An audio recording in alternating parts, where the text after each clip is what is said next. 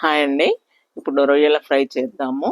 రొయ్యలు తీసుకొని కారము, ఒక 2 స్పూన్లు ఆయిల్ అండ్ అల్లము తగినంత, కొంచెం నిమ్మరసం వేసి మిక్స్ చేద్దామండి.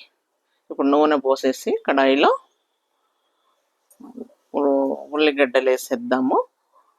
మంచిగా రెడ్గా ఫ్రై అయిన తర్వాత రొయ్యలు వేసేద్దాం. రొయ్యలు వేసి కలిపేసి ఇప్పుడు మూత పెట్టేద్దాం ఒక 2 మినిట్స్. ఆ తర్వాత సాల్ట్ అండ్ కొంచెం ధనియాల పొడి అండ్ మసాలా పొడి వేసేసుకొని మళ్ళీ కొంచెం కలపాలండి. చాలా ఇదిగా అంత కలిసేట్టు కలిపేసి బస్ అదే.